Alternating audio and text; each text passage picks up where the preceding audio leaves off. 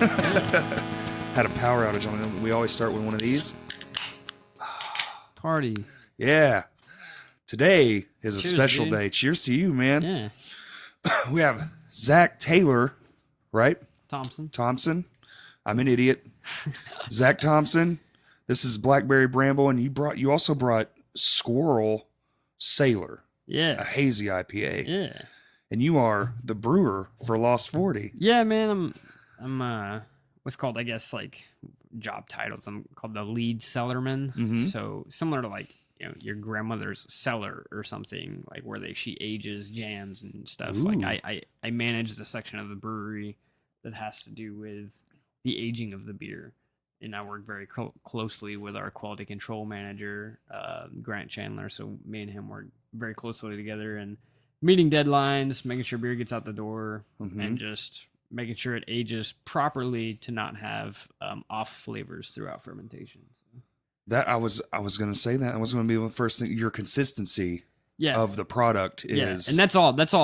Quality control. Like I'm the physical guy. I make it happen, but he's the guy. Like he makes sure that the strings get pulled whenever they need to get pulled. Like he's like, okay, this is the time to like process this and this due to like this off flavor dying out. Now it's ready and this and that, and then I just kind of like make it happen. So it's a fun job, man. It looks fun. Yeah. I was kind of creeping on your Instagram trying to figure out things. Yeah. I'm pretty new to Instagram. I got Instagram like what? Probably like only like 4 months ago. Yeah, it was pretty short. Yeah, I'm pretty new to it. I always had Facebook forever and ever, and then my girlfriend, she's into like her job has a lot to do with social media. She's like a marketing what do you call that, director for Kirkpatrick Creative. So she's all on social media. So she was like, you gotta get Instagram. So I finally did. But yeah, I'm liking it so far. But it's my favorite one. Yeah. I know a lot of people are whatever about it, but it's like, no, it's great, man. And like that's all I ever did on Facebook was post pictures. Yeah. So I was like, okay, well, this makes a lot more sense. Like, yep. I mean, it's basically Facebook with post pictures. So. With photos. Yeah. Yeah, exactly. And I like that it's just that. If they ever move to where you can just add like dialogue, Yeah, I really hope that never happens on there. For sure. But we're here to talk about beer. Yeah. And it's so much better when it's right from the. Yeah, it's about as fresh as it gets. I'm so excited right now, man. I really can't say thank you enough. Oh yeah. You brought these. This is the first time I haven't had to buy the beer. Oh yeah, no kidding. Yeah, man. I mean, if you want to have me on after this, I'll just bring a couple of Sixers or something like that. Oh man, I would love to do like a taste test. Oh yeah, and get cool. Like all the information, like what it's. I don't know shit. I just know what I like. Yeah, we could do another deal on like styles, and then I could bring like one from each style over. Yeah, and then like we could just do like a stylistic tasting or something. Oh, that would be so sweet. Epic. Yeah, that would be so much fun. I want to get into like first off, I know y'all are probably the biggest. Is it even considered a small brewery anymore? Yeah, I mean, I guess it is in like the national scale, like. In the cosmos of brewing, we're still like a pretty small brewery. Infancy, like smaller. But for the state of Arkansas, we're outproducing everyone by about 5 times what everyone else is producing. Shit. So everyone else, they're still producing great beer. Even Ozark out of Northwest Arkansas still isn't producing near the amount of beer we are. So they are making incredible beer. They've got a pretty cult beer called BDCS, but as far as like production scale and variety on top of that, we're probably the biggest one in Arkansas. Yeah, the variety's insane. Yeah, I mean, we're keeping it going. We're gonna try and like develop new brands and stuff like that because that's where the beer market's headed. Oh right, yeah. All this, what is it, craft beering, all that kind of stuff, different flavors, all craft the beer, options. Like, people are really nerding out about it, and they just want a new beer every. Like that's what they want to buy. So we're gonna keep giving it to them. So I like the approach, man. I really do. And I actually just went there for the first time, which is surprising. I don't ever think about we have breweries. Like why don't I just go to one? Yeah. I went in because somebody told me they sell beer on the Sundays. Sure, yeah. And I fucked up, and I was supposed to do a podcast. Yeah. And I was like, oh no, what am I gonna do? And somebody's like, you could just go to Lost 40, and I was like, what does that mean? And they were like, they're open. Yeah, it's like 15 minutes down the road. Like I got here in like 15 minutes. I had no idea it was even that close to my house. Yeah, and especially then, on these interstates like this, how you live right on the interstate. Yeah. Like, boom, and then you're there, man. Straight shot, 2 bridges, done. Yeah. And like, I go there and I didn't even know there was food too, so I ate. And then I had to ask the woman because I was still in disbelief. Ask the woman. I was I can take beer away from here. On a Sunday, it was like, get whatever. She hands me a menu. Yeah. I was like, this is too perfect. This is too perfect. Yeah, it's a wonderful thing. And then and then also I recommend shopping from the actual brewery as well for your beer because it ensures freshness. Yeah. You know, like if you go for IPA's sake, like this Hazy IPA here, freshness is going to be, super, super important as to how that beer tastes and the quality of it. So, we do really well with our distributors on maintaining freshness in the market and calling back beers that may be out of code as far as our however many, month mark on how we think it's going to taste or this or that. But a few slip through the cracks. So I do definitely recommend going to the brewery and actually buying the beer because that ensures that you're getting the freshest beer that you can. It's definitely, there is a noticeable difference between this. Sure. Something that's sat on the shelf warm or something like that, and then that's kept cold since its birth. So it's just and still cold, fresh, still man. very cold. Yeah, I love absolutely. it. It tastes so good.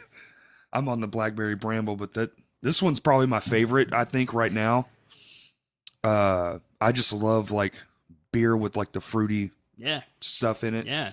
The orange beers, my other People love it, man. before the brewery explosion, my favorite one was the Blue Moon. Oh yeah, man, that's how everybody gets cracked into craft beer, man. For me, was Blue Moon as well. Yeah, Miller Lite was the first beer that I ever liked, and then I had a Blue Moon with an orange peel in it. I was like, oh man, this is great. And then beyond that, I just kept kind of diving in, and then just went from there. But yeah.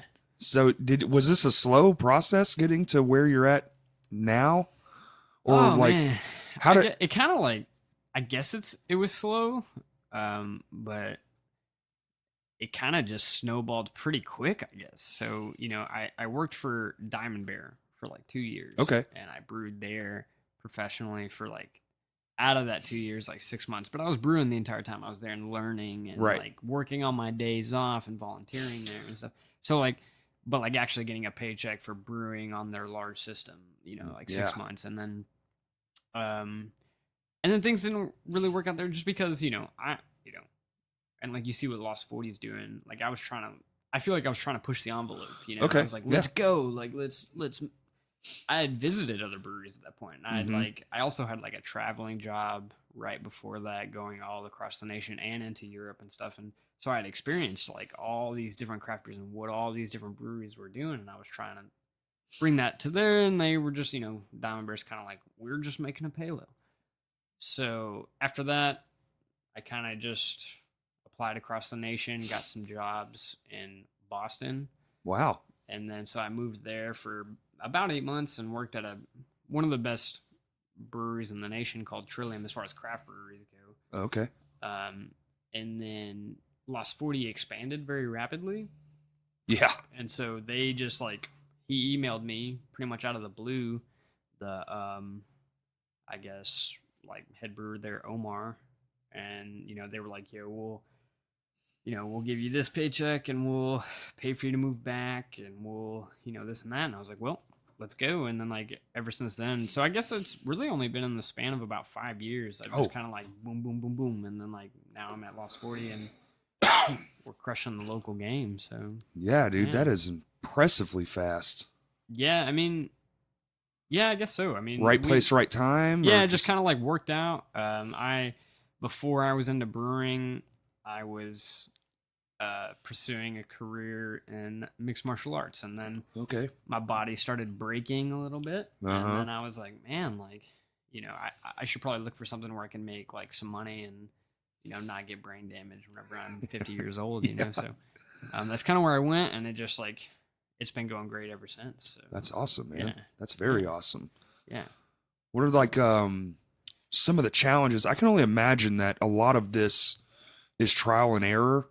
So you probably make a lot of small batches and then kind of go from there. Do you guys just really nail it in? Yeah. So typically, I guess the outline for what we've been doing there is we have different sized vessels. Okay. So we have a barrel as a unit of measurement. So say a barrel of beer, that's 31 gallons. So that's two, like if you go to a kegger party, right? You know, you got those big kegs. Yeah. That's two of those. So we have 30 barrel tanks, and then which is about what, like 1,000 or so, like a little bit over 1,000 gallons of beer in a 30 barrel tank. And then we have 160 barrel tank. We have a ton of 90 barrel tanks, and then we also have 240 barrel tanks outside. Which you probably saw when you went to the brewery. Yeah, I did, for sure. So kind of how we approach it is we'll do, like Squirrel Sailor, we did several test batches in our 30s. So we did like a couple of small 30 barrel batches. And then once we really dialed that recipe in, then we attempt to like scale it up into the 60s and 90s. Oh, okay. And go from there. Yeah, so that's kind of how we go about it, really. I mean, there's been a couple of times where we've made like 10 gallons of beer as far as a test batch, but I think Lost 40's hit that point where like we're all qualified. We all kind of know what we're doing. You know what you're doing going into it. So the process is a little easier. Yeah, so we can afford to make, you know, 1,000 gallons of a beer, right? And we know it's gonna sell. Like we can sell 30 barrels like nothing. So yeah, it's one of those things. We just approach it like that. We do a test batch of like 30 barrels, which is about a little over 1,000 gallons, and then we just scale it up from there. Nice. So, yeah. Do you work nights? Days? I typically just days for me. I'm just wondering how our brewery operates. It seems like it would have to be a 24-hour process. Yeah, so just being the Cellarman, there have been times where I've done like an AM shift and a PM shift Cellarman, which we're getting to that point where eventually we will have to have an AM and PM shift, Cellarman shift. But right now on the brew deck, the guys that make they make an unfermented product on the brew deck. Yeah. Called wort. It's like an old British term. It's basically just sugar water. Okay. And then those guys are on a constant AM PM shift right now. Wow. So there's an AM brewer that comes in at 6. He starts the brews, and typically we do 3 brews a day to fill a 90. So like a 90 barrel fermenter, we do 30 barrels at a time on our brew system. So one guy comes in at 6. He does the first brew. That's 30 barrels. He gets like halfway through the second brew. And then another guy comes in around noon, and then he finishes the second brew and then does the third brew by himself. And then they push that into a 90. And then once that unfermented product is in the 90, then it's my job to like see it through fermentation and, you know, run it through our centrifuge, carbonate it, and all that stuff. So wow. Yeah, it runs like a greased machine, man. It's wild. That's cool, man. Yeah, I'm sure they're out there looking for the best of the best. If you want to be the best, you have to have the best. Yeah, man. And that's another like testament to our owners. Really, is they've really put money back into the product. Right. The entire time I've been there, which I've been there almost 3 years now, and the entire time I've been there, they've just constantly put money back in and hired the best guys and trained the guys that give a shit, you know, and stuff. So that's like really important in the brewing industry. I think that's important in everything. Yeah, you got to find the people that care the most. And like you were saying with the Diamond Bear thing, you know, risk takers. You want that. You want that step outside the box. Yeah, absolutely. Let's think like, who's making this? No one. Fucking let's try. You know. Absolutely. Yeah, I mean, shit. Worst case scenario, you still sell all the beer, and then you're like, how can we make it better? Like, there's been very few times that we've dumped beer down the drain. But that being said, you have to be willing to do that as well. So there have been batches since I've been there that we were like, man, like large scale batches, like 3,000 gallons at a time, where we were like, let's just dump this down the drain because we don't like it, you know? But you have to be willing to do that in the brewing industry. If you're not willing to keep the integrity of the product, you're just going to hurt your own name. Yeah, exactly. Exactly. If that goes out into the market, one person gets a can of a beer that tastes terrible and is first impressions are everything. Yeah, and then they're like, "Well, Lost 40 sucks," you know. And so we never wanted that. So, you know, anytime that's ever happened where we tried a beer and was like, "This isn't right," we sacrificed it. So it's a good thing to do. Sacrifice that like that. It's kind of like man, that's what Just to pull in the music aspect of it all. That's what Gibson suffers from, man. Their guitars, No kidding. they'll just sell you a piece of shit for the same $3,000 as they sold one that made it out good. Man, yeah, I guess we could talk about like. So I'm a super novice when it comes to like any sort of like music gear or anything. Like I dabbled as a kid, you know, I played bass for like some church band and like tried to really dabble and started getting into it and stuff. And then, you know, of course I'm, you know, not into religion anymore and stuff like that. But yeah, I always wondered about guitars, man. And like, what was the difference between the ones that costed thousands of dollars and the ones that costed a couple hundred? It has to be the wood. And a lot of it is the wood for sure. The electronics, which is, as far as like the pots and stuff, you have like sealed off versions that are better with like sweat and shit. Because like me, I sweat unreal. Every pot in my guitar goes bad once a year. I have to put, like, unsolder them, replace them. Yeah. And stick new ones in because pot, they just. What's that mean? It's like, you know, there's a volume knob. Okay. Yeah. What that is what they call a pot. Okay. And it's just a piece of aluminum with a little doodad in there that just. And if you sweat, some of that sweat gets in there. Yep. And gets filthy disgusting. No freaking kidding. Yep. And they make cleaners, and that works out for probably most of the year, and then eventually they just take a big old shit. You just got to replace it, or you got to buy a new guitar? No, just replace it. No kidding. But yeah, a lot of the and a lot of the stuff too with like a cheap guitar, man. The thing is though is that technology has come so far. Oh yeah. That even a $400 guitar, man. I mean, it stacks up. I've played some $400 guitars I'd buy over any $1,000 guitar. Yeah. So I feel like it's at a certain point just like. But kind of what you guys are doing. A company will come in and be like, "I'm tired of having to pay $1,000 for a guitar this good. Why can't it be $500?" And they start making their own. Yeah. Schecter got their start doing that. Sure. Schecter guitars. They started making really good, affordable instruments. Yeah. You know, and I'm speaking as a guy that the cheapest guitar I own was like $600. Sure, yeah. But I went through all the cheap stuff too, and I would still buy one if it, you know, presented itself. But yeah, that makes sense, man. Because like I'm also into like hiking and backpacking, and kind of what it's similar to what you're saying. Like what'll happen in that industry as well is like you'll have these guys, and they're making these incredible backpacks that are what they call ultralight, and they're like just like a pound a piece, like nothing to carry a shit ton of stuff on your back. And then you'll get like these small hometown companies that just like take that material and do the same thing, you know, and sell it for half the price because they know they can, and then they start crushing the market. And then like, I guess it's like kind of similar to that. Like these guys that are just like, you know what, we can get the same wood, the same like materials, and still make a killing. And still, I feel like at that point it's more about the passion for what they're creating. They're like, we just want to make a badass guitar and like give people this badass guitar. 100%, man. Like, that's it. We're not trying to make a 500% profit margin. We're trying to make 100% profit margin or something like that. Yeah, and the deal is a lot of people margin off their own name. You know, sure, yeah. That's what they suffered from, and then they did it for so long that now they're going bankrupt. So Gibson is. No kidding, man. I didn't know that. Yeah. They're. Wild. I mean, they shut down the Memphis factory. Wow. Yeah, it's kind of one of those deals, man. Where like, I feel like there was an old way to do business, and now there's a new way to do business. So you have like these higher end things that come out, and then somebody is watching, going, "That's like $200 worth of shit," and I know I can make this.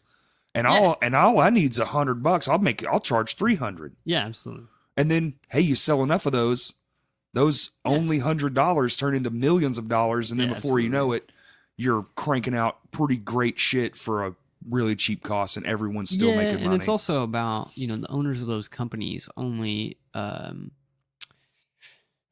allotting themselves, you know, a certain salary. You know what I mean? Because what consumes, I feel like, multi-million-dollar companies is these guys that start getting greedy. Like, I listen to a lot of, man, I can't even remember his name. He's like on a lot of podcasts. He's a great business guy. He's got kind of a squeaky voice, and he's like, man, like I just did this.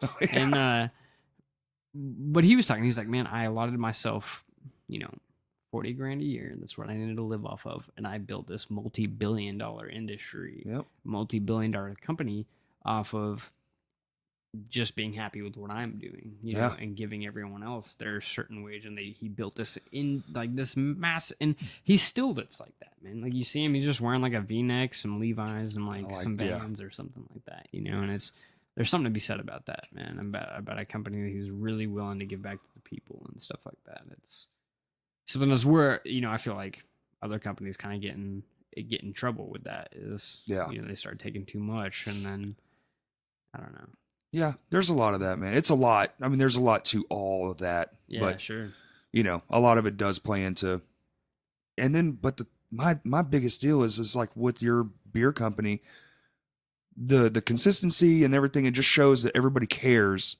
So everyone that's involved cares, and that goes from the top to the bottom. Yeah. So if you're hiring people that care and you take care of them, both financially, you know, how's your day? You know, like when the owner's like, how are you doing? It's like, wow, that's fucking awesome. Yeah, man. You know? Yeah, I mean, I see the owner.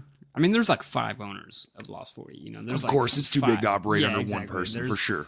And Yellow Rocket, just like the company that encompasses Lost 40 with, you know, Big Orange and with all those other companies. But I mean, the guy, like the operating owner, the guy that is there all the time as far as like owners are concerned, John Beachboard. I mean, he walks in every day and he looks at me and he's like, "What's up, man?" And I'm like, "Hey, what's going on?" And then like I'm super busy, so like he knows that I'm super busy, so it doesn't really go past that. It's like, "Hey, what's up? Hey, what's up?" And then I just keep walking, you know. But like just like that little gesture, you know, and like it makes me feel good. It makes me feel like acknowledged and stuff. And he like legit cares about my opinion about things and stuff like that, and like he cares about everyone else's opinion about things, and so that's pretty important, you know. But that's usually one of the better signs of a great company. Yeah. And I mean, there's you know everybody's got their qualms with certain things or this or that, but I mean overall, like he wants to make everyone happy, you know.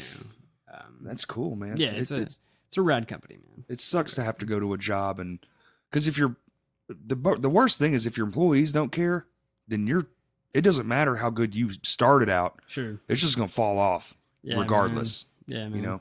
True. That's a huge business thing. And we're, you know, especially local businesses because people, I feel like I work for a local company. You want more pride in it because it's not just some corporate box store.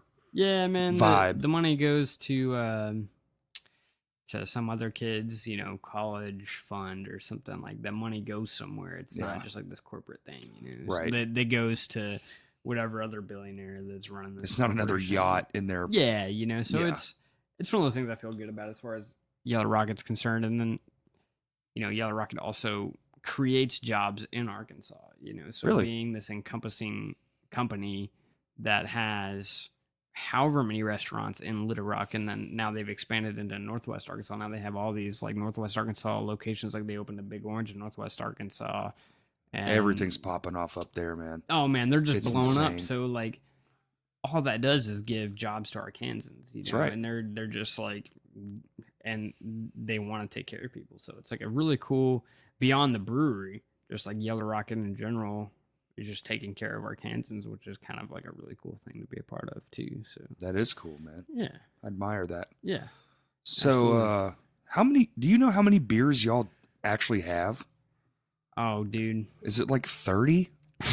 Every time I go to the store, there's just like y'all have your own section. Yeah, and it's like what the fuck? I wish like being so ingrained in the process, I should know that number, but man, it's a lot. I don't know the number. Okay. Yeah, I mean, we have so many different brands and so many different spin-offs and one-offs and just so many different things going on that like it's hard for me to even keep up just putting the beer out the door, you know. So it's got to be like 30. I don't even know. It's so crazy. And dude, I'm just now trying out this Squirrel Sailor.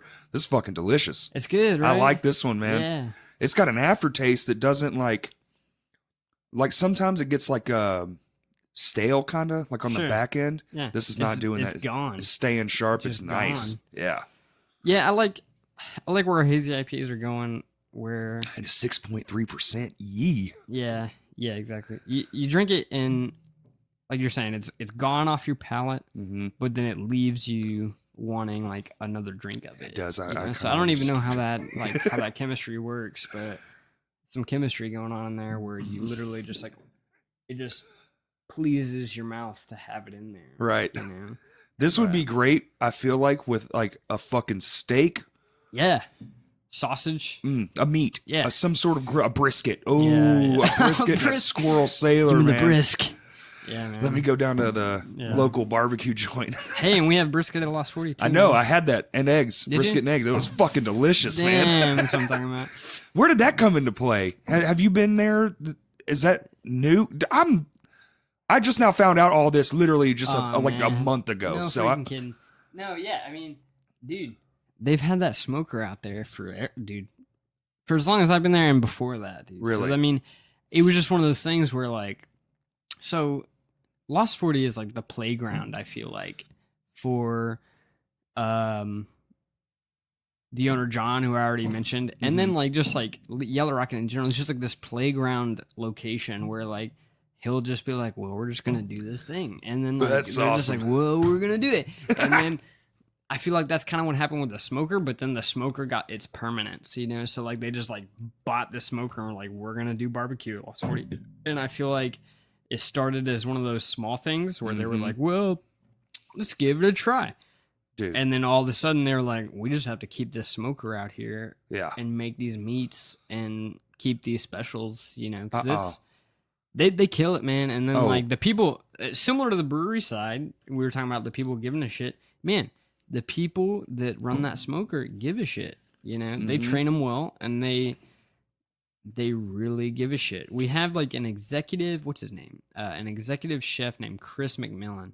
Wow. And he like won Chef of the Year of Arkansas. Like it was some big title that he won like 2 or 3 years ago, and he's running like him and Scott McGee are running like all the different recipes and like know how to do basically everything within all of the companies, and like those guys have really helped train and like facilitate efficient, I guess, smoking of meat and like barbecue and things in Lost 40. So it's an art. Yeah, I mean it is an art. It's just like anything else. You have like two of the biggest food arts in one building there. Yeah, it's incredible, man. And like so there's like, I mean, there's several different people that run that smoker. There's not just one. Yeah, no, it's not ever just one guy. But like there's like one person that stands out to me. Her name's Monica Chatterton. She actually kind of facilitated the collaboration we're doing right now with Pallbearer. She's like the life partner with the lead guitarist Devin. Okay. But anyway, like she's always posting on Instagram like what she's doing on that smoker, because to me it's kind of foreign to me. You know? Like I just see it and I kind of know like, oh, there's meat coming out of there, but I don't know what. Delicious meat. Yeah, too. like I don't know what goes into that. Sure. But like she's always like posting like. She'll just like have this giant slab of meat and just like push on it with her hand, and there's like juice just like coming out. I'm like, Jesus, like that looks incredible. Like, so it's cool to see like these people proud of it, you know, and like they're awesome, into man. it, and like and it speaks for itself. I got know? there at like right after y'all opened, right? Yeah. And it was already crowded. I was like, holy fuck. Yeah. And then as I was there probably an hour because I was just like taking it all in. I was told the waitress, cool, I was like, dude, just take your time. I'm not in any rush. Like I just want want to make it a destination for people. Yeah, I want to enjoy my surroundings right now. Yeah. Sometimes I like to do that. And dude, when I left, oh my God, there was a line out the door. Oh, you came on Sunday. Oh yeah. We're talking about brunch. Yeah, dude, it was insane. Dude. It was insane. I walked past people and they looked like they looked upset that I had already been there. They were like, we've been here for 30 minutes. Yeah. You know, yeah, brunch is wild, dude. Like today, I work today. Actually, I came right from work to here, because a lot of time my schedule is Sunday through Thursday. Sometimes I work Fridays too. Okay, but yeah, man. I mean, it's. Thanks for making time, by the way. Oh, I know this was like really spur of the moment, and this is like a special episode. Oh man, I dig it, man. I think it's really cool. I was excited to do it. I was like, oh my God, being on the podcast, that's cool. Yeah. It's fun, man. Yeah, it's super cool. You got a cool layout here too, man. I like the posters and stuff like that. I'm trying. I need to get more shit on the walls. It's a good vibe, dude. Or just paint them. Nah, man, leave the old school wallpaper, dude. Yeah. That's where it's at. Old school wallpaper and water damage, like replaced sheetrock. Nah, man. It's good, dude. Yeah, I dig the man, vibe. you got freaking nunchucks. Dude, yeah, that's for my first band. Hold on. Okay, so I talked about these on another podcast with this Them band. things wood. Oh, they're handmade. These are man. custom nunchucks. Oh, bro. Yeah, Dog, I can do some nunchucks, man. dude. I can do nunchucks, man. The first band I was ever in, this guy who was a martial artist was into our sound, and he wanted to do a nunchuck training video to one of our songs. So he paid for us. Drop the nunchucks. He paid for us to go into the studio and make a custom song just for him, and that was part of the like as a thank you. He made us our own pair, and I still have those freaking things. Dude, it's like tight in there. Dude, those are 15 years old, man. Yeah, they very cool. We brought it up, and then my two friends who were in the band with me, they were like, dude, where are those? And I was like, they're in this house somewhere. And I told you about the plans for this room. I was cleaning all this shit up and found them, and I was like, oh, okay. Perfect. Yeah, I'm going to keep those out for sure. Dude, that's cool, man. What were we talking about before the Beer. nunchucks, man? Beer and the food. We were on the food, but we can get to the... So kind of a cool thing. I love local businesses, man. I've always been like a huge proprietor of like, if I can go local, I'm going to go local and stay there, provided the service is great. Yeah. See, like I'm a huge service fanatic. I love good service. Yeah. I'm all about it. But especially if you've ever worked in the serving industry too. I get a weird thing. I sort of did. Yeah. I worked at Pizza Hut for a while, for a couple years. That's the same thing. It's sort of the same thing. Yeah. Absolutely. It was like an old vibe kind of thing. Sure. I feel like people now, they have to deal with so much more bullshit. True. Than what I had to go through. So I say sorta. But you know, I just like a good vibe. You're not going to get a good vibe from a corporate place to me. Yeah. I try not to shop or eat even. I try to eat as many local restaurants as I can. Yeah, man. Typically the quality of food is just better. It's always, everything's better, man. It Most tastes of the time. better, man. Honestly. The only thing I've actually run into is our local grocery stores here are terrible. Yeah. What, like Whole Foods and stuff? No, we are not even Whole Foods. We have like, I don't even know the names. I don't even go there. Like I go to Kroger, and I don't want to go to Kroger. Yeah. But it's just like, man, I prefer an atmosphere where when I walk in, man, I feel like welcome, and I'm like, oh hell yeah, let's all be in this buying groceries together. I know it's a mundane ass job, but no, I feel like what do you call that? Fresh markets? No, it's what is it? Like markets? Farmers markets. I feel like it's kind of a lost art, and there are several in the Little Rock area. But as far as like we're here in Bryant, and then also in Benton and stuff, like there's not a farmers market in either town. They did try, ever, you know, and they tried, and it failed within a year. It's just like one of those things. Like that's a lost art, you know, and it's. In Little Rock, it's became a thing. Like now, there's always the local farmers market, and like several different places in the city on different weekends, and it's cool. But you know, in the smaller cities, it's just like this lost art where you know people are buying and selling from their own like you know garden and or farm straight up, and it's kind of a strange thing to me because it's like a romantic idea of like a society living off of itself, you know, and if it can't, then like in the future, where's it going to be? Right. You know, it's like a weird thing. You know? I was actually just reading some shit about that's weird that you brought that up. Like the original design for New York, wasn't the design it is. Like when they were planning ahead, every block was supposed to have the next block was going to be a farm, and then you would have a next block. Kidding. And you know what changed it all? Refrigerators. Fucking refrigerator, man. Because they could ship the food in. They didn't have to have gardens.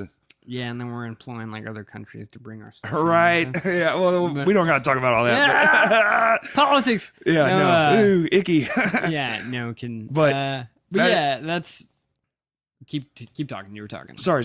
No, that was just it. Like we have a local restaurant here called Azteca. It's a taqueria, and it's legit. Sure. As fuck. Yeah. It's about as authentic as you can get for Mexican food in this town.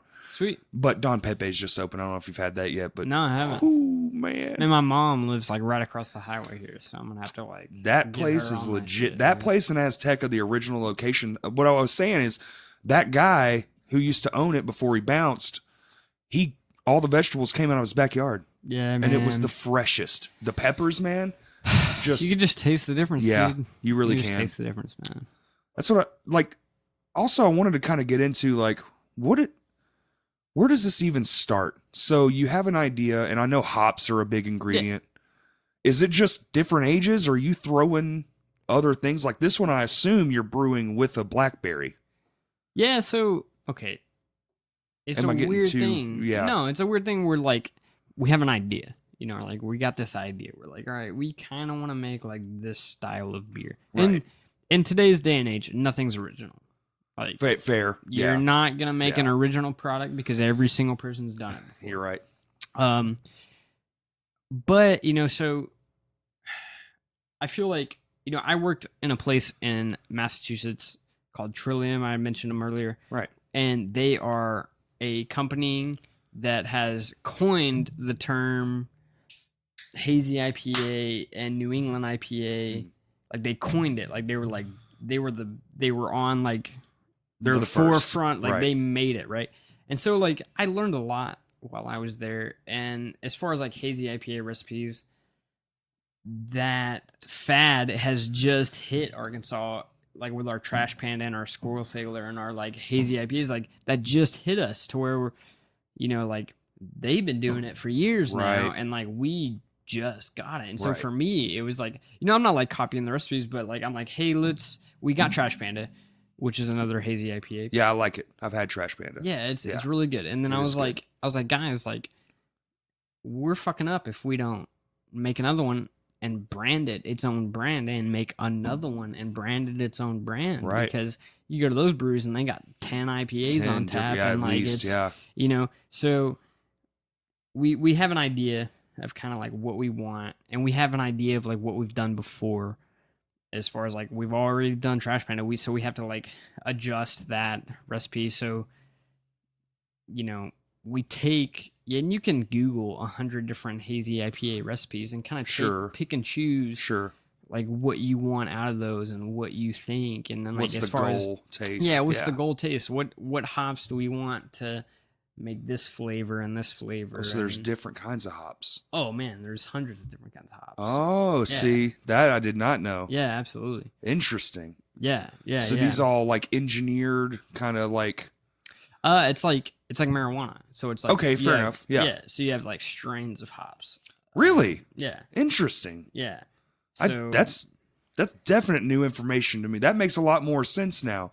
Because I've kind of always been like, man, if hops are hops, how the fuck does all this beer taste How does different? that taste like this and this taste like that? Yeah, exactly. So now I know. Like that's interesting. Okay, cool. Yeah, man. So like Trash Panda, we do Amarillo, which is a strain of hop, El Dorado.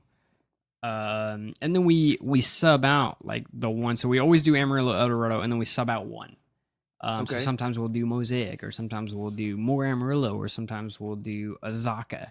I mean, sometimes we'll do Sabro. Sometimes we'll do. I mean, sounds endless. Oh, it is. You know, it's like anything. It's just a different spice, basically. Okay. Like you're just adding a spice to a recipe. Oh man. Yeah. So it's the same thing. So Squirrel Sailor, it's like 4 different fucking hops. Like, man, I wish I could remember every one. I'd have to look at the. Already had like a couple of beers. So man, it's like Mandarina Bavaria, which is like a really sought after hop, and I mean like Amarillo and like several others. Idaho 7's a big one. Like there's several other juicy hops that go into this beer, but I love it, man. Yeah, it's so actually like that's really good. We just kind of like select and choose like what we feel like the flavor profile should be. And and that. For sure. Yeah. That's awesome, man. And then y'all just stand around and taste, and everybody gives their opinion. And and then like there's also other things that go into it. There's science that goes into it, man. Like, there's alpha acids and beta acids that go into those that are inside of those hops that we need to like account for and things like that. But I mean, you just kind of know what a hop tastes like, in my opinion. And like, once you kind of know what these different hops taste like, you just kind of go for it after that. It makes so much sense now. Yeah. And you compare it to weed, and that makes sense too, because I have friends who work in the marijuana industry, and they're all the time telling me about. I am just a dumb stoner. I'm just like, smoke weed, watch Transformers. Yeah. Perfect night. Love Pizza it. rolls. It's the best thing they ever fucking invented. Yeah, absolutely. But that makes so much fucking sense. Yeah, man. I don't know how I didn't think about that, man. Like, oh, there must be different ones. No, yeah, and what's funny about Trash Panda, like you said, you tried Trash Panda. Oh, yeah. So Trash Panda changes every time because we change. So it's always Amarillo Eldorado. Like, that's our base hop. And then we always change one. Okay. So we put the name of that hop on the bottom of the can. So if you look at the bottom of the can, so like, say if it was like Mosaic. Right. Trash Panda, then it'll say Mosaic on the bottom of the can. Say if it's fucking Idaho 7 Trash Panda, it'll say it on the bottom of the can. So like, you just look, and then like, that's like, some people at parties have been like, man, I love Trash Panda, but it just tastes different every time. I'm like, yeah, it's because we change it every time because it is called Trash Panda. Yeah, you just throw a bunch of it's a raccoon. Crap from they eat shit garbage. Yeah, you just throw it together. So it's worked out pretty well with that brand. But yeah, Okay, I want to ask about this too, because this is also one of my favorite things about the new breweries. Yeah, the marketing is fucking fantastic. Yeah. I don't know if y'all all like have sit downs and everybody kind of like tosses in their 2 cents, but this one can, we have an old school like Thai style fence on the top with a forest around it. It says Lost 40, blah, blah, blah, blah, blah, Squirrel Sailor, Hazy IPA. But then at the bottom here we have made with a shipload of hoppy goodness and then juicy waves of citrusy haze. They go on with that sailor aspect, man. They really are. Like, they play the words pretty damn awesome. Man, yeah, so this particular name, like sometimes we just come up with names, like we're just like, well, this should be a beer. And the owner, John, actually was like, I want to make a beer called Squirrel Sailor. And we were like, well, and like, I don't know where Squirrel Sailor come from. Yeah. Like I have no clue, dude. Like, it could be some inside joke between him and his college friends, whatever. It doesn't matter. What does that even mean? But he was like, yeah, exactly. He was just like, I just want a beer called Squirrel Sailor. So we're like, all right, let's do it. And then, Sailor, his wife, Amber Brewer, she is our, I guess, marketing director and our, what do you call that? Graphic designer. Okay. So she does all can art. She does all can design. She does every can that we release. She does the cans. What's her name? She does the art. Amber Brewer. Amber Brewer. Yeah, she's so fun to work with and stuff. I worked with her pretty closely on this Pallbearer project, but what an ironic name. Exactly. Yeah, it's funny. Her son, actually, he's like 17 or so. He worked in the brewery for a summer, just like making some extra cash, like washing kegs and stuff. And it was just funny. Like he would have the shirt that I have on right now. This is Brewer on the back. I'm like, that's your last name, dog. But no, like she just kind of like takes these ideas that we have and then creates this can, and like puts like the bramble, like this bird on here, like that's original art. Like somebody crafted that bird, that's and like drew that bird for this can. It wasn't like clip art that she took, so. She's Shout really out to Amber, man. That's fantastic. Yeah, Amber is incredible. Now I know who to give credit to, man. Yeah, I love the artwork. It's fantastic. And she really, in the past couple of years, she's really upped the game on our spin-offs and our one-offs and our small batch projects. Like for a long time, Lost 40, you'd have their small batch projects and it would just be like a can with like somebody Sharpie and like whatever style on the bottom of the can, but she really took it and like ran with it and like that been crushing it, man. The Day Drinker art's probably my favorite. Day Drinker is great, and what a lot of people don't know about that beer Day Drinker is it was made in collaboration with Adam Fawcett. So he has a song called Day Drinker, and so Adam Fawcett was very much part of that beer. That's fantastic, man.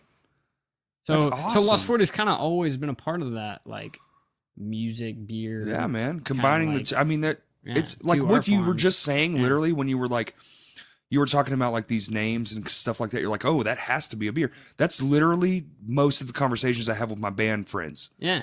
Like we'll say like all this name, and you're like, that's got to be a song. We had a funny ass name called Double Pedal Bourbon. Yeah. And it was like, dude, that has to be a fucking heavy metal song. Yeah, that's like, absolutely. That's so Southern. It reeks of Southern. Sure. Like, our mullets are just in full effect, just at the hint of it. Yeah, we got mullets.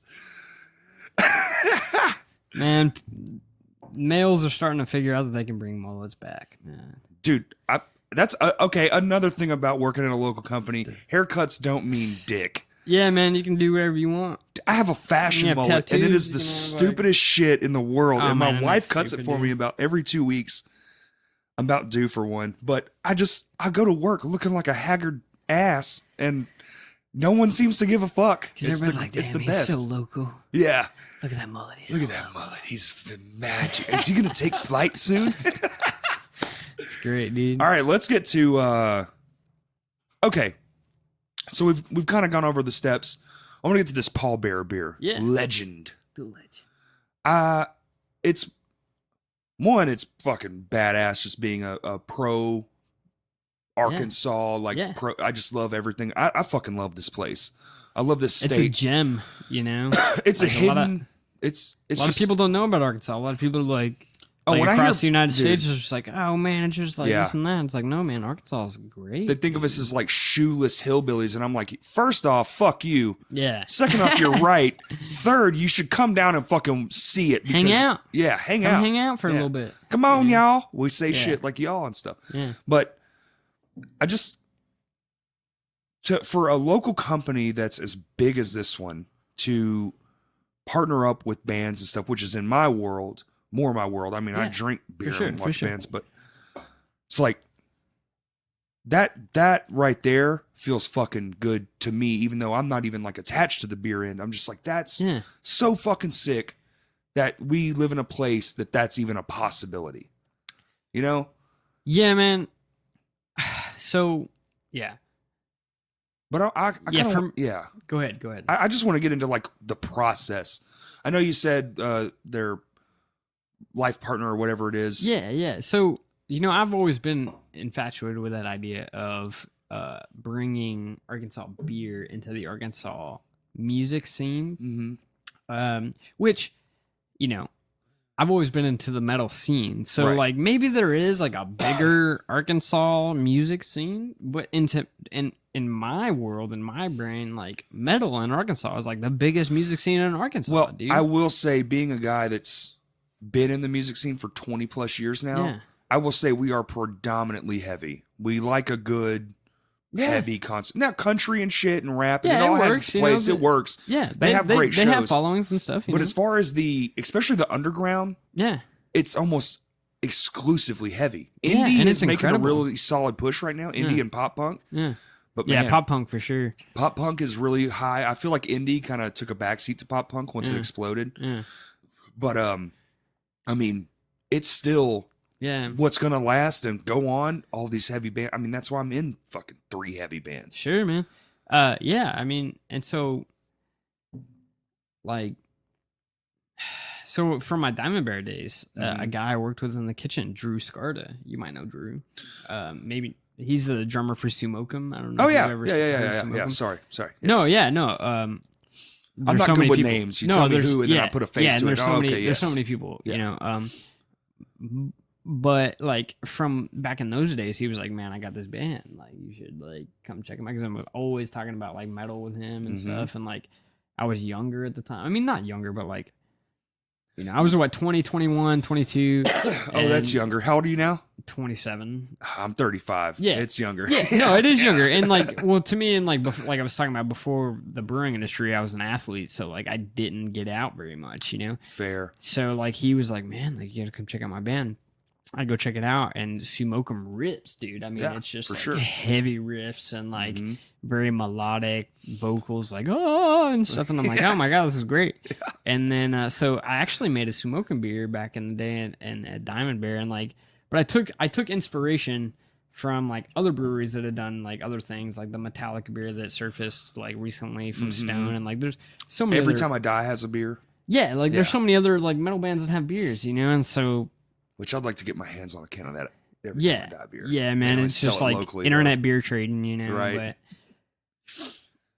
But beyond that, as far as, local and like the beer scene out, like recently I was like, man, like I want to highlight Arkansas artists Yeah. You know, and like that's what it kind of is about, because Arkansas is kind of a haven for artists because there's like a low cost of living.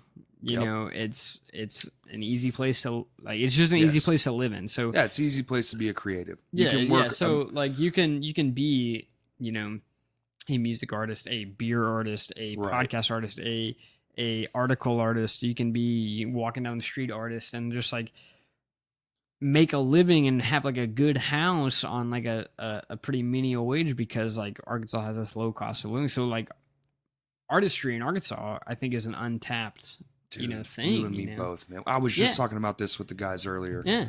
It's such a diamond in the rough. Sure. This whole place. Yeah, it's wonderful. Which is weird to me because we have some of the biggest names of all fucking time. Yeah, you got Johnny Cash, you know? Right there, and right fucking there. That's all you need to know, man. Yeah, that's all you need to know. For sure, yeah. Like, it just blows my mind how it's one of those untapped deals, it is. man. And so, like, for me, I just kind of mentioned one time, like, man, we should do a metal beer to like John Beachboard, and he was like, yeah, we should. And then like months later, I was like, why don't we do one? And then he was like, yeah, we should. And then I was like, all right, well, fuck it, let's do it. And then it just kind of evolved into this metal project, because what better, you know, I mean, Pallbearer to me means a lot more than just like Pallbearer. To me, like, man, their music got me through like, this sounds weird, but like hard times in lives, because their music has a lot to do with like mortality and death and sorrow and this and that. Yeah. And like, no, that's not weird, man. We all do that. Yeah, dude. I live vicariously through my absolutely, my music and idols. Like to hear, and like I was like, dude, if I could do a Pallbearer, and he kind of made it happen. He was like, man, I love Pallbearer, like let's do it. And like they're arguably one of the bigger metal bands that have surfaced out of Arkansas in the past decade, you know. So in the last decade, probably definitely. Yeah, I think so. Yeah. I don't think I can. I mean, there's a lot of great ones. I mean, you got Wake, you got. I mean, even Deadbird, like a lot of things like CTs even Levels like, is doing like stuff, you know, making waves. Yeah, like there's some great bands coming out of Arkansas, but man, Pallbearer has just crushed it, you know. And they're like, up there for sure. Next to Living Sacrifice, they're probably the bigger heavy band. I think so, man. And everything they do kind of sounds different, you know. Like their first album sounds a lot different than their second, sounds a lot different than their third, sounds a lot different than their singles. So, like they're like doing a lot of like things that are just like. They're not trying to sound the same, which I admire. You know? Dude, and I'm like, man, thank you. We're the same. Yeah. I love when a band isn't trying to make the same fucking album twice, man. Like they could have stuck with that Sorrow and Extinction like sound, which don't get me wrong, Sorrow and Extinction is definitely my favorite album. But you know, I mean, I love all the other albums too, and all the other singles and stuff, and like their covers of like Typo Negative and stuff like that, and like, but I mean. They could have went with that same thing, but that's right. Like they just changed it up, and it's worked for them. So I admire that. But I am excited about that beer release on the 13th at the Rev Room. They're playing Sorrow and Extinction, the first album, which is my favorite album, through in its entirety. So they're going to play it from start to finish. Okay. So this is an album like anniversary style thing? Yeah. So they're actually doing their 10-year anniversary, which it's actually their 11th year. They didn't get to do a 10-year, but like they're treating this as their 10-year anniversary. Right. And playing Sorrow and Extinction. Nice.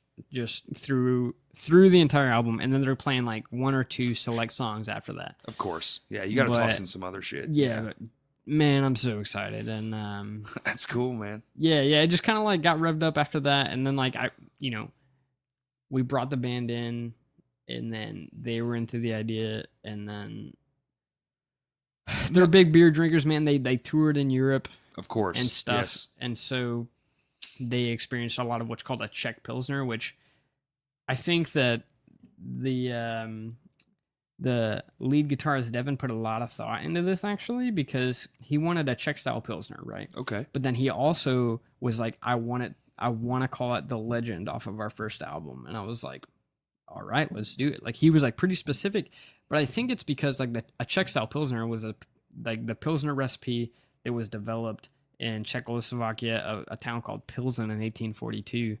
And it was the first style of Pilsner ever developed to be like documented, you know? Like, really? Yeah, there might have been like something before that, but like documented Pilsner style. Who knows what the fuck the monks were doing up in the hills? Yeah, you know what I mean? Or like the slaves were building Egyptian pyramids on beer and shit. Right. But But yeah, so we go with that like outline of like this is the first Pilsner style, Czech style. Czech style from Czechoslovakia, Pilsen, 1842, and then we go with the first album.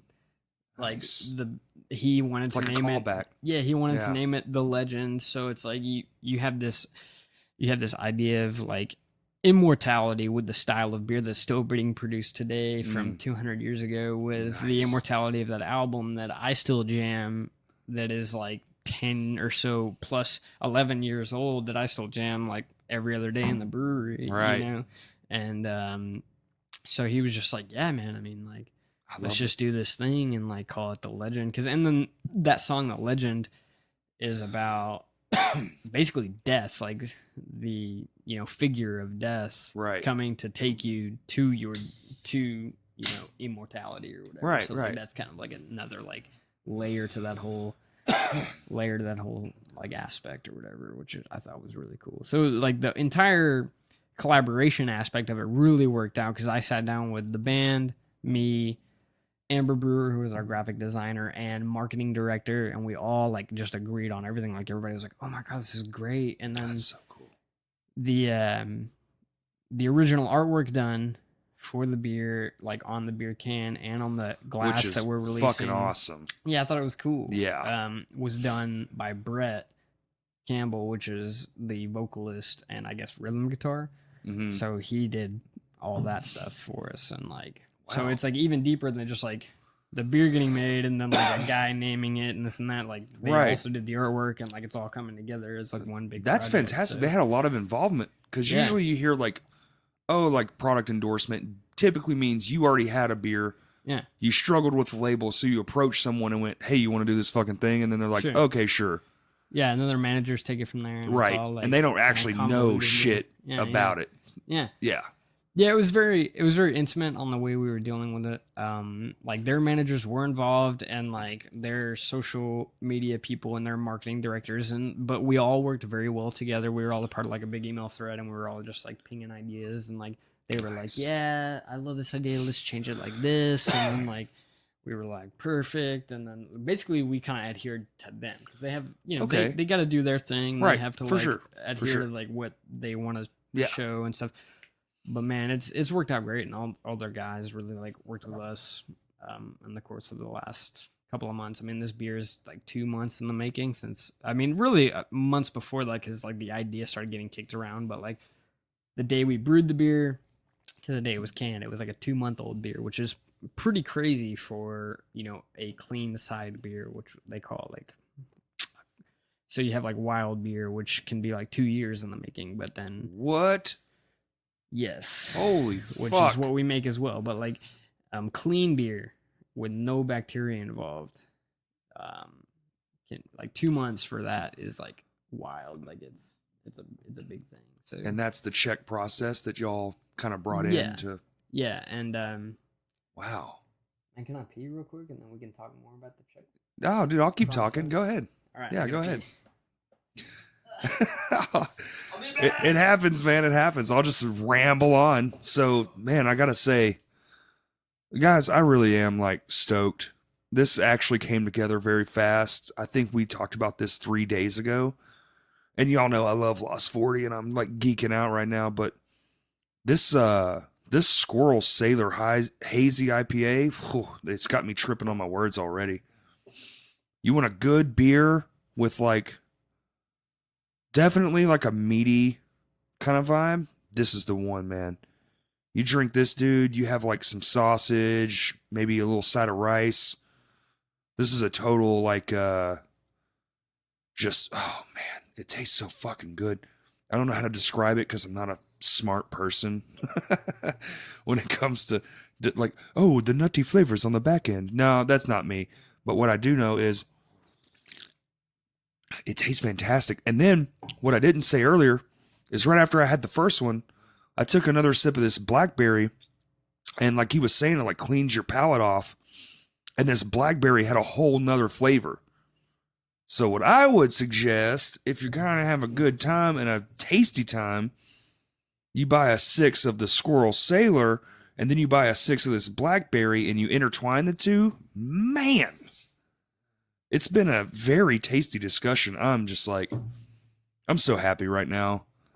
This has been such a cool week for this podcast, and this comes out Thursday, so you'll be hearing this on Thursday, and then Saturday we'll be doing my 1 year special. This is actually, I'll bring this up before we get back into the topics, but this debuts on my 1 year anniversary, which is, man, it's fucking crazy to me. This has done so much more than I ever thought it would, and I really honestly, man, thought I would do this for like 2 or 3 years and 5 people would listen. It would be me and my friends, and it's so far beyond that, and I can't say thank you enough.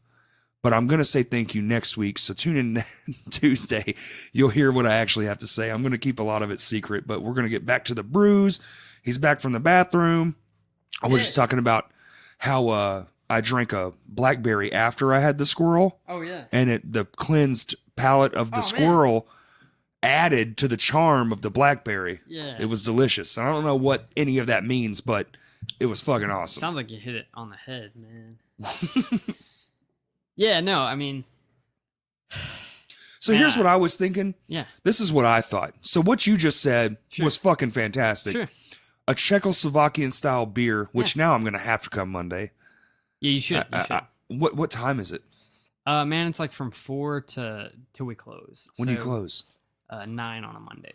9. Okay, cool. I have band practice, and then I'll just jet over there. Yeah, man. Perfect. You know, and then we'll have... Okay, so after the beer releases at the show, right, at Red Room, but then, you know, after the fresh cut, we'll have the beer available at the tap room. So even if you can't, like, make it to Monday, like Sunday, you could come in brunch that whole week and buy that beer in a 6-pack, you know. Oh, okay. Yeah, so it's all canned and ready to go. Is this like a limited time? When it's done, it's done? Yeah, we're going to do it sold one out, time. it's sold out? Yeah, Whoa. so it's like a big... It's like I mean, we've had people it's crazy. We've had people nationwide messaging us off the chain, like wanting this beer because they love Pallbearer and they're like, this is a one-time thing. It's original art, like all this crap, you know, and like they just love it, you know. And we're lucky enough to live right down the fucking dude, street. It's wild, man. So we can get it as fresh as possible. Man, I love it, dude. And yeah, it's great. And like you were talking about, like right before I left, you said like, oh, like the process of like the Czech Pilsner. Yeah. And I kind of wanted to cover that for a second. So I also was developing, not only just processing the beer, like getting it from start to finish, but also like developing the recipe and stuff. It was interesting. So with every beer that we make, we have to edit the water profile of that beer for like the minerality of like the chemistry. The chemistry of the region of the US or world or wherever it's at. Water isn't the same. Our water isn't the same as it is in Czechoslovakia for sure. Which Which is crazy because actually I have a program that tells me the water profile that is in Czechoslovakia, in Pilsen. Is it gasoline? And yeah, exactly. And then actually the water profile in Little Rock is the same. Whoa. Yeah. But the crazy part is we have extremely clean water here. Like Little Rock water is very, very Arkansas water is super clean. I'm friends with the water tester guy. Yes. He comes into our business. Yeah. And he has to be there for like 20 minutes. Sure. So he lets our sinks run because we just allow him to. Yeah.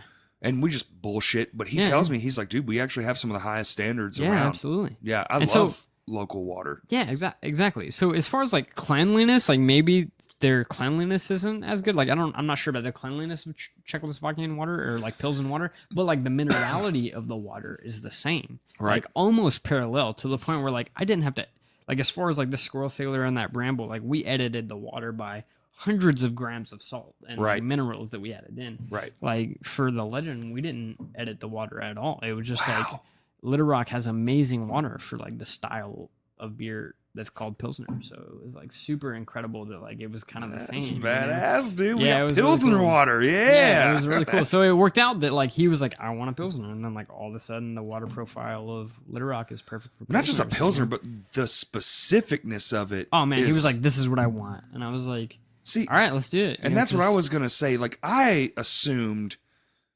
like all the Pallbearer fans got in a room and went, they sound like it would taste like this. Yeah. And then we just try to fuck our way through it until we figure out what that tastes like. Well, so kind of what I like when they sat down, I was like, I would really like to do, and I wanted to do a dark beer because like darkness and metal like worked out. And like they even said they were even like, man, yeah, like before I even said anything, they were like, yeah, typically, dark beer and metal like coincide, but they actually have done a beer before with a place called Tired Hands in Pennsylvania. Okay. And that's another brewery. And they make a beer called Only Void, which is a homage to like another track of that album, but it's like a 15% motor oil imperial stout, like super heavy. You could only drink one. And then, like, you're done I'm for, out. Yeah. And so, but like those guys, not to diss on Tired Hands because they're an amazing brewery. But those guys were like, man, like that's not what we drink. Right. They were like, we want something that more personal. Yeah, of course. Like, that we're gonna drink at our show and stuff. And those guys having tried, they were like this, like literally, even without the idea of it being like the first style of Pilsner or whatever, they were even like, this is like the style of beer that I love. Like Devin was like, I love this style of beer. In Europe, like this is all I drank was Czech Pilsners. Like I like saw it after it, so I was like, it just made a lot more sense. Even beyond like some other layers, like I was like, all right, dude, this makes a lot of sense, man. Yeah. So just ran with it, man. And it's also another fact that a lot of people don't know about the beer. It's also called a smash beer. So it's a single malt. Like smash is like, what do you call that? An acronym, maybe? Yeah. Like single malt and single hop. Yeah. So there's only one malt, which like one grain that creates like the color and the sugar and like the sweetness of it, and then one hop that goes along with it. And it was like a Czech Saaz hop. So it was like a hop developed also in that region of the world. And yeah, so we like developed everything about the beer to really develop that style. So it was like, yeah, it's a pretty tight beer, man. And you'll have to track that shit down every time y'all decide to. Yeah, every single recipe. Because you have like not even just like that. Yeah, one. No, that's what I'm saying. Like anytime we make a hazy IPA, anytime we make it like this fruited beer, anytime we do anything, like all of that goes into it. So not even just beyond like, earlier I kind of like it was a blanketed statement saying like, oh, well, we got like this idea of this recipe and we just kind of like pick and choose. But like beyond that, man, it's like there's layers and layers and layers that go into like just developing a recipe and then executing it after that is like the execution seems like the hardest part. Yeah, to me, I think so. No, yeah, for sure. Because I mean, in in modern day recipe development and modern day this and that, we have spreadsheets. Well, I'm sure a lot's been done. So a lot of people, you can just go to some website and be like, oh, it provides this flavor if we do X. Yeah, absolutely. And we have spreadsheets and things that do a lot of math for us. For sure. But making it happen in a sanitary environment and making it happen to where there's not bacteria within that, like, there's not bacteria in Squirrel Sailor that could like harm you or anything like that. So the cleaning of the vats, the barrels, all those stuff. All like, that stuff. Like that's all done by actually me. So all of that stuff, if it's not done to spec, could lead to bacterial contamination. So I'm assuming you clean something out and then you have to test it? Some sort of like swab or something like that? Or yeah, actually we do. Okay. We have, guidelines for that because swabs cost money. Sure. But like every vat, say like every third beer that goes into that vat every time. So we use a high alkaline cleaner, so like a 13 pH cleaner that destroys organic material, similar to like if you were to use Dawn or something. It's like a more mild version of that. Right. But just we use a very cleaner. Like just heavy cleaner for that. And after we use that cleaner at like 190 degree water Fahrenheit and like super, things that just destroy anything. And then we do have a mechanism that we swab the interior of the tanks with. Yeah, that's what I was thinking. Yeah. That can give us a numerical value of microorganisms within the tanks. Awesome. Which not everyone in Arkansas does. We're probably the only brewery in Arkansas that has that technology. And then also we have a laboratory that Grant, our quality control manager, has built in the back, like tens of thousands of dollar laboratory that he's built. And every single beer that comes out our door, whether it be Squirrel Sailor, Blackberry Bramble, The Legend, Trash Panda, whatever beer we've talked about. The honey, Love Honey Bock. Oh my God. It's a great beer. Yes. Every single beer that comes out the door, he tests in the back. He actually has, beyond like the swabs and stuff, he has technology to identify any sort of bacteria within that beer, and he tests it on every beer.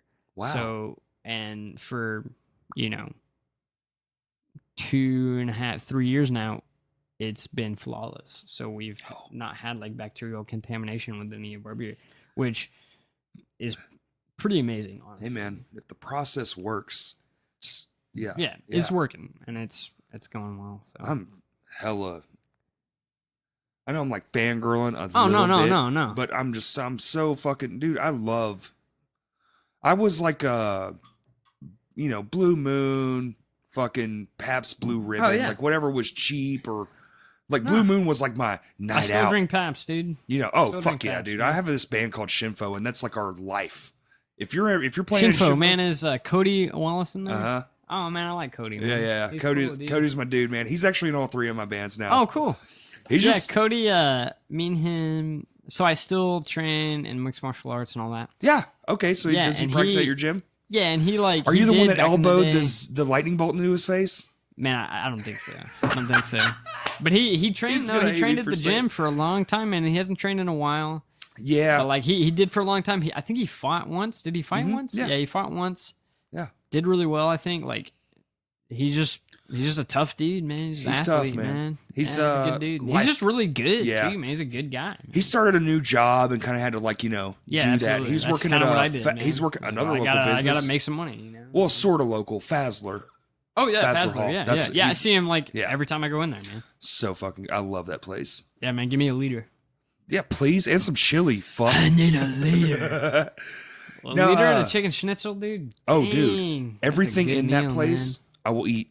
I will devour it. Yeah. Shout out to Fazzler Hall. It's a great place. I'm not a huge fan of lamb, but they have that lamb sausage. Oh, really? Dang, dude. I gotta mess with that, dude. Oh no, it literally melts. It's meat that melts like butter. Yeah, the fat content is just great. It's perfect. I know we're getting way off track. No. We're on.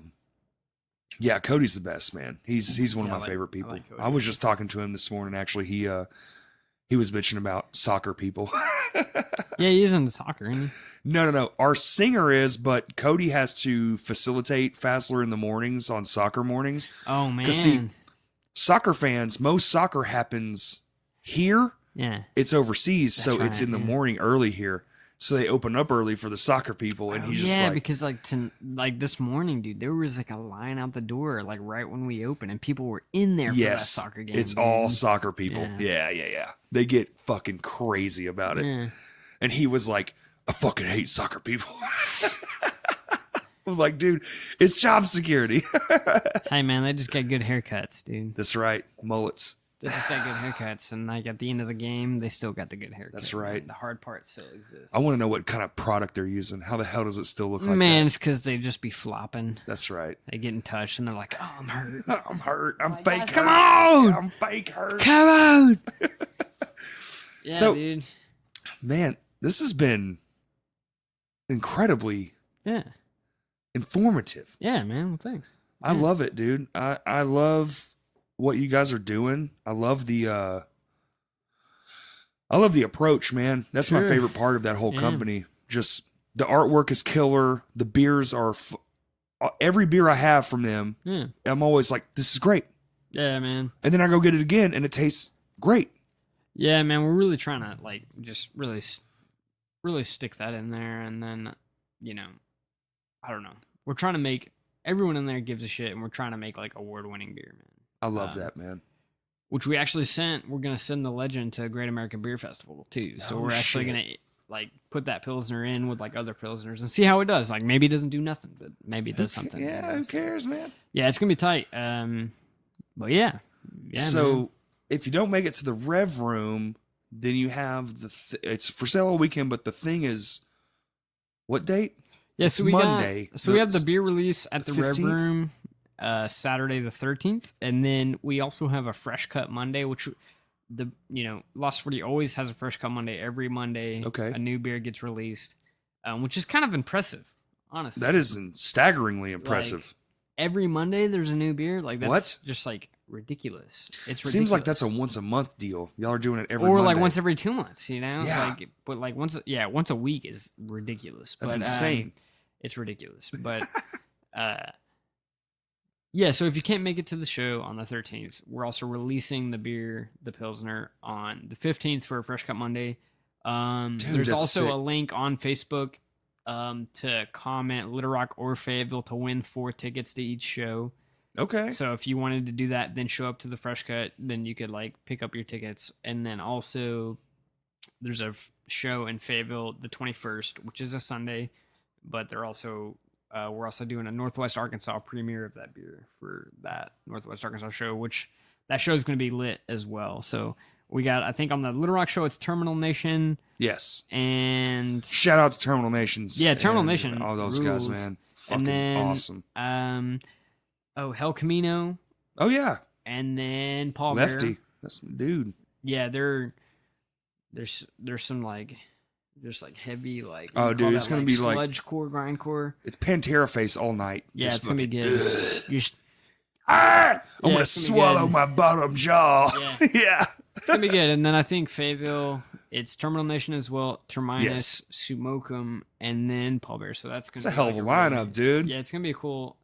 And I'm excited beer? for both, you know. And you'll have custom glasses, is that right? Yeah. So the first 50 people in the door, they get a custom piece of glassware with the original artwork that's on the can that is on the glassware. Is that at the show or is that at the New Beer Monday thing? It's at the show. I think I could be wrong, but I think we're gonna be selling that glassware at like the Fresh Cut Monday. Okay. But then same thing for the Fayetteville show. First 50 people in the door get a free piece of glassware. And then the second 50 people on each show. So the first 100 people get free merch.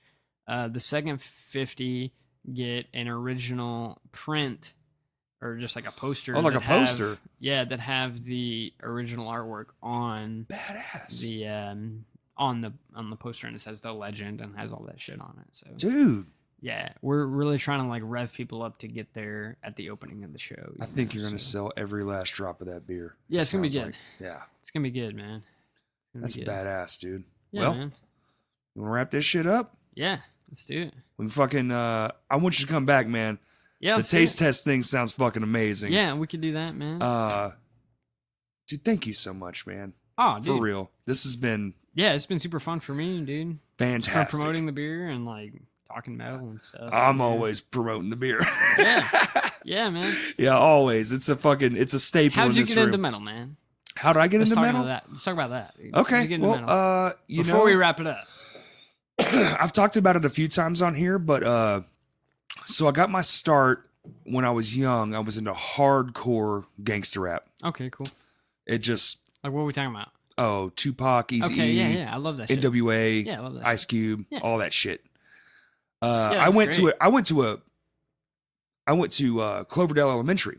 Yeah. So it's predominantly black school. Sure. And that's what all my friends listened to. So I was like, that's what I was into. We were just all buddies. It didn't fucking matter. Man, I love that shit.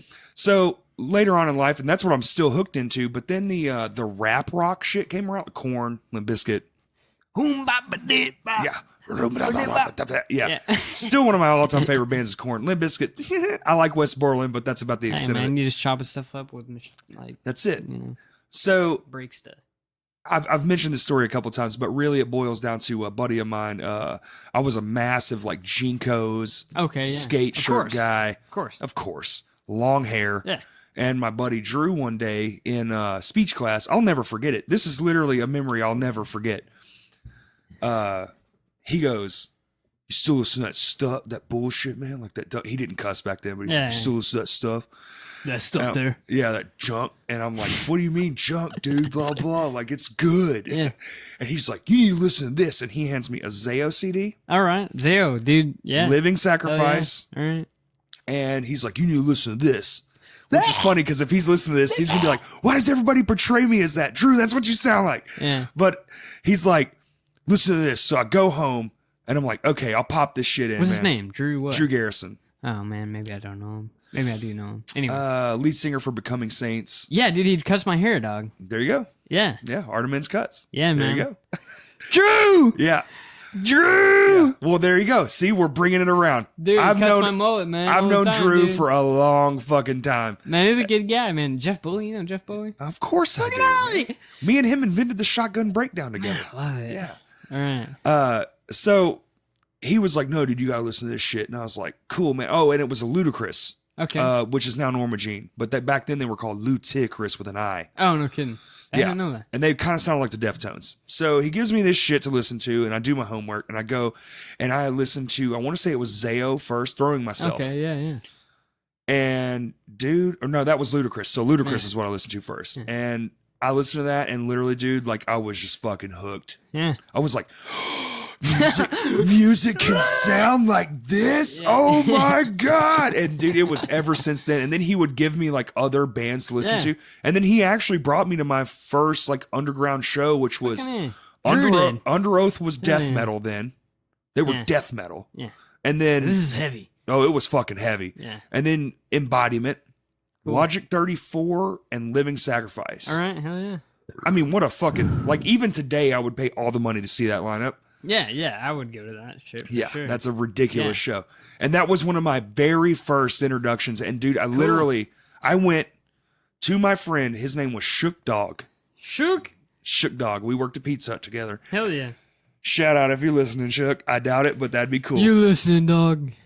I took all my gangster rap. Yeah. I kept the Korn CDs. I just want to put that. I took it all and I gave it to him because he was super into it. I was like, dude, I'm onto this new stuff.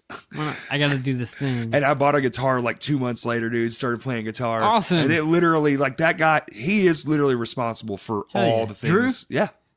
Man. Yeah. He really is. I give him all the credit. Man, shout out to Drew. Yeah. He's the nicest fucking guy. It's the best. He's the best. And it's even funnier now that he swears and drinks and stuff. Because back then I knew him. He was good old straight Christian boy, Drew.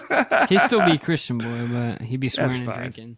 Yeah. Which, follow his shit also, Bourbon Barber and Arkansquatch.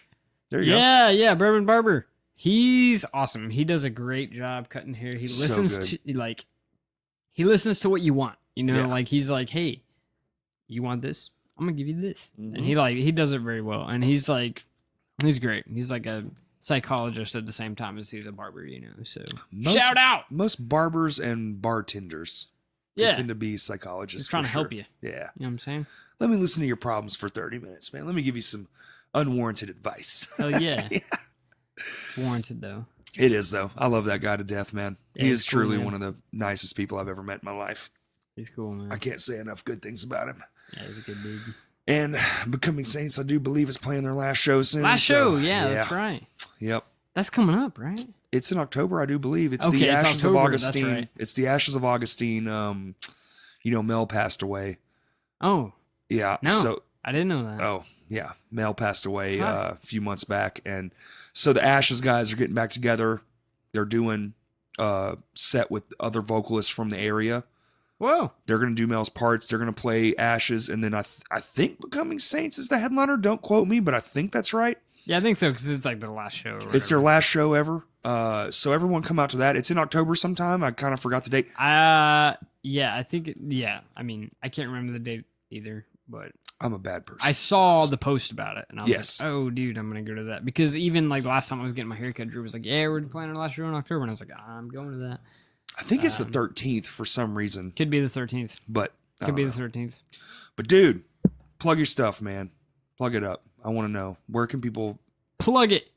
So Lost 40 Brew is just like Lost 40, right?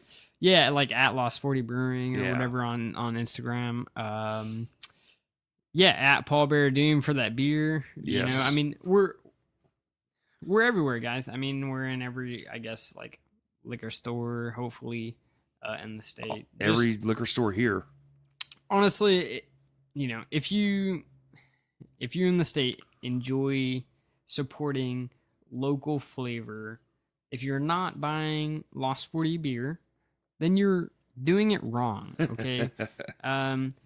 They employ, right now we have a team of, however many dudes in that brewery. I mean, and women. We have women in the brewery as well that are just as physical and are kicking just as much ass as every other dude in that brewery. Yeah.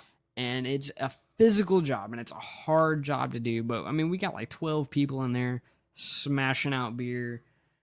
You know, I worked on a Sunday. Like, we're working all throughout the week, on the weekends, to give you guys beer. And the to me, food's amazing. The food's great. You know, to me, it's the best beer in the state.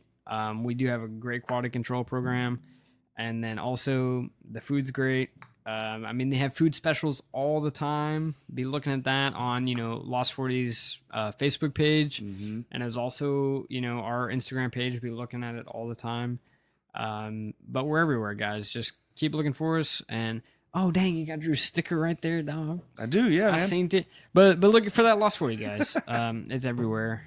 And if you're not looking for it, you're not supporting local things, man, because it's a great local product. I agree, man. I agree. Yeah. And dude, thanks again, man. Yeah, absolutely. And I'm going to plug my stuff, even though people are clearly listening to it. Plug it. Instagram, Facebook. Man, I was checking my Twitter earlier. It's basically dead. I think I'm just going to delete that shit. It ain't dead. But it's Crashcast Pod on Instagram and Facebook, and Crashcast Pod 1 on Twitter. Maybe I'll update it. Maybe I won't. My younger friends tend to tell me I need to, but we'll see. I'm a bit hard-headed sometimes, but this has been fantastic, man. I can't wait to do this again. I can't wait to sit down and have like a look, because I've always wondered about that shit too, man. Like, just like what makes the beer. Like, what is that taste? Tell me. Like, we're tasting it together. What does that taste? Talking. I love it. Well, we're gonna do it. We'll set up another one for sure. Yeah, for sure. I'm beside myself, man. This is a special episode. This is a Thursday. You know, go to the Pallbearer thing. Go to the Squirrel Sailor 2-year thing. Whichever you choose. Gonna be great. It's going to be awesome weekend for shows. There's a lot of great shit coming up. And then Monday, I'm just going to take my band up there, bro. We're just going to all come. I'm just going to bring everybody. Please do, man. I mean, that was like a part of like doing the Pallbearer thing, is like we're reaching a crowd that we don't normally, like, that's it. Lost 40 doesn't normally reach. Right. We're reaching you guys. Like, you bring that band up there, that's a crowd we did normally. I mean, maybe we did normally reach, but we're pretty loyal. You're bringing it in there. Yeah, dude. we're pretty loyal. Bring it in there, man. Cheap nights, it's Paps, but on a good night when we all have some extra flow, it's like, yeah, man, we're drawing that Lost 40. Come in, dude. I'll be there. So hell yeah, dude. So if you want to hang out with My Hands to War and drink some brew, or try out the legend, yes, we'll be there. I'll talk them all into it because we just played a show, so we always skip My Hands to War, dude. Yeah, man. Yeah, it's a great band, man. It's exciting. We got a lot of nice new things in store. I think I've heard a lot about that. I think everybody's going to be pleasantly pleased with us next year.